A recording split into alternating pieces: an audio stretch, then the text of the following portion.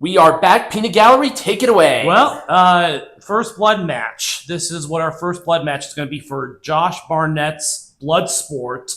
14, I think, is 14 XIV. Right? Natalya and Majestic. Actually, it's Nattie. So in indie wrestling, she's Nattie. Yeah. Which I think is cool. I think it's a cool way to kick off the announcements for these matches that are coming up. Yep. There's more. There's more great things happening with WWE and GCW. Yeah, I know. Buff Bagwell. I'm sure you've probably heard the news at this point, but he has had to have his right leg amputated. Yeah, above the knee. And this was because of a car crash that occurred back in 2020.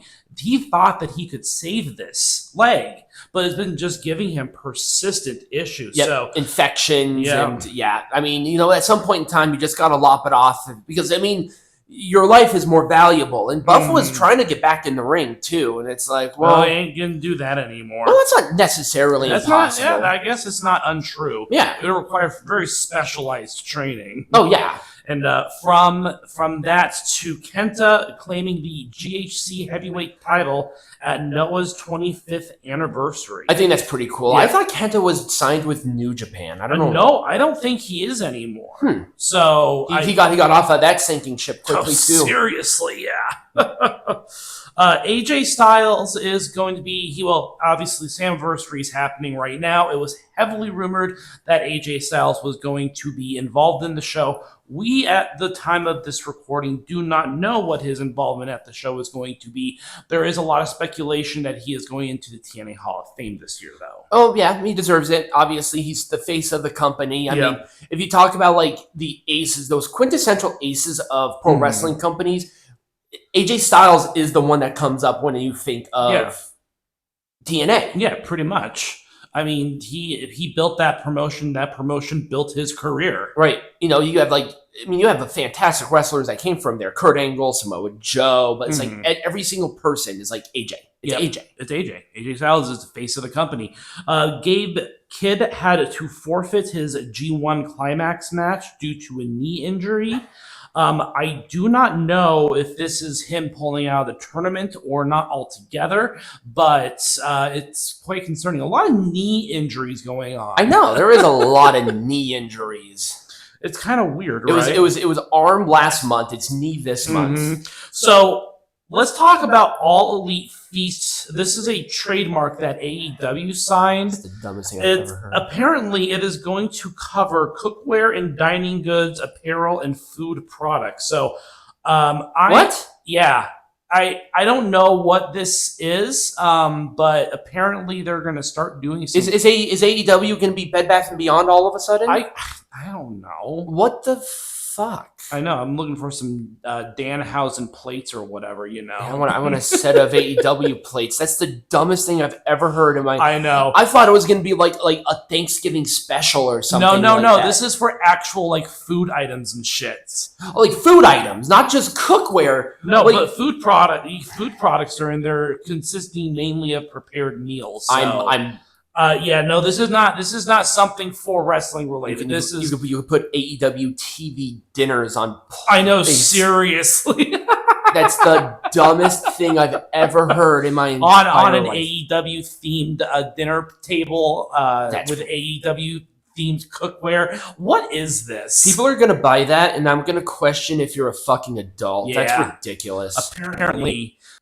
So, of course, Mr. Not Afraid of the Grind is apparently afraid of the grind because he's taking some time off again. Yeah, well, he's apparently had nagging injuries. Oh, I wonder why. Maybe it's the style of wrestling that you're competing in. Yeah. Well, it's great matches. Yeah, he's going to be retired in 5 years at this rate. Yeah, seriously. Another guy who was taking some time off, Kenny Omega. We kind of knew that Kenny Omega was going to take some time off after All In because, of course, he has a lot of just general issues because, dude, just retire. You're done. Right.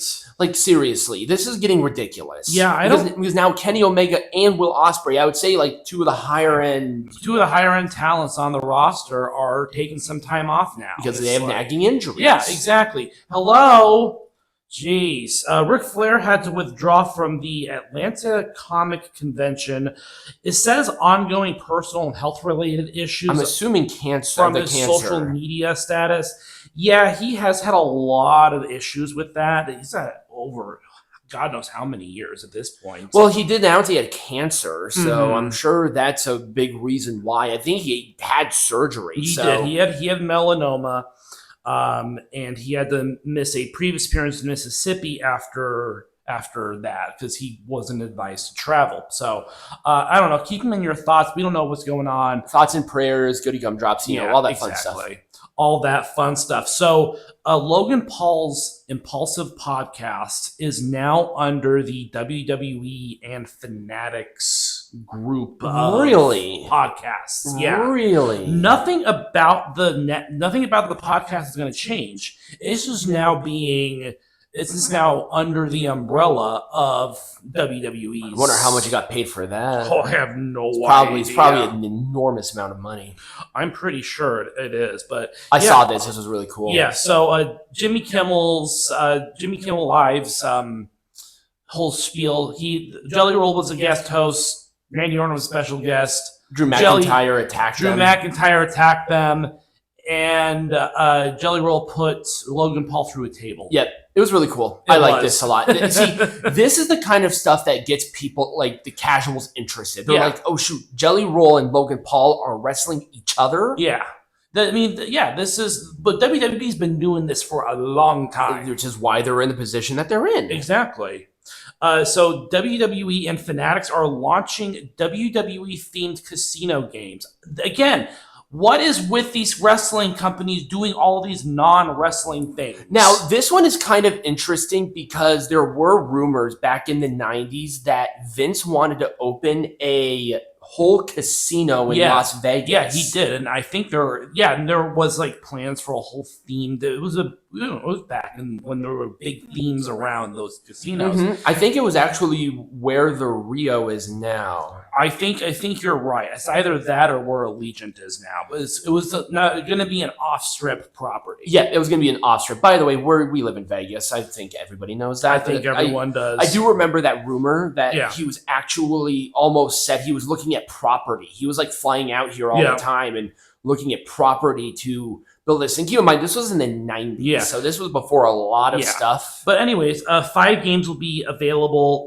WWE Blackjack, Raw Multiplier, Melee, SmackDown Big Money Entrance, WWE Bonus Rumble Gold Blitz, and WWE Clash of the Wilds. Are they working with a big casino-based company regarding these games? It doesn't say. Is this a separate app where you can actually put money on there and wager? Yeah, it is. So the game is only going to be available in Michigan, New Jersey, Pennsylvania, and West Virginia.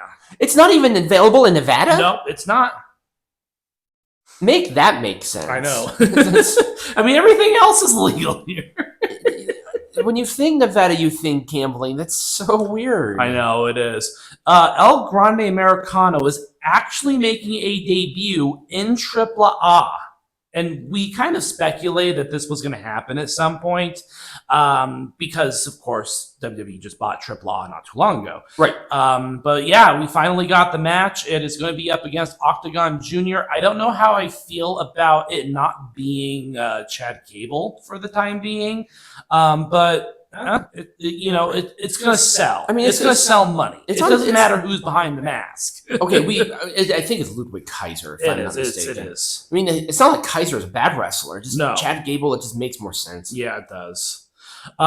Speaking of AAA, WWE is going to, I think WWE at this point is going to use Omos for international special attraction matches, storylines. Well, he shouldn't have had to drop the GHC and have him come back to the States. That was a really dumb idea. And I don't know why I'm sure there was some sort of contractual issue going on that he had to drop it, but this is just going to be his future, and people just need to get over it. And he is perfect for that role. I don't mind it. I don't mind it at all. I loved his interview with Chris Van Fleet. That was great. Also, he speaks great for English being his second language. Mm-hmm. But yeah, no, Omos is going to be that special attraction because I don't know what it is about internationals, but they love the freaks. They do. They love the big guys. No, they just love the general freaks. Oh, no, I mean, like, I guess you're right about that. It's like, I mean, they have the weirdest matchups for these. They're always huge draws. Yeah, they are. I mean, goddamn, Mexico, they have the whole minis division. The minis division has been a thing. You have the trans wrestlers, the cross wrestlers. It's always been a huge thing. Right.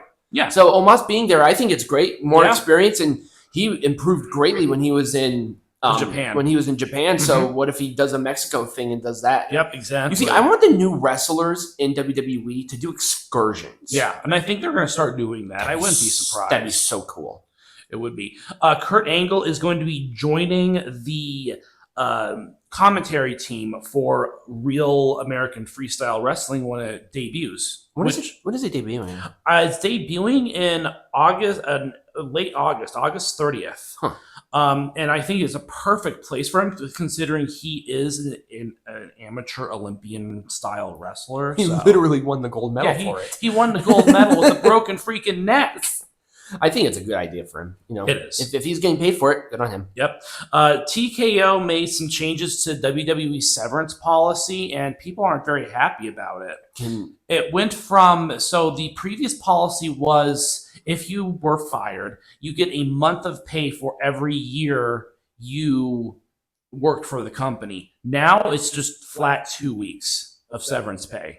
Huh. Yeah. That's really weird. It is. People aren't very happy. Now, when you say like fired or released, because like fire. This is a corporate. This is on the corporate level. Oh, okay. Yeah, no. Wrestlers have a totally different contract. That's what I thought. I'm like, wait, because with the non-compete, I'm assuming they get paid for that time. Yeah.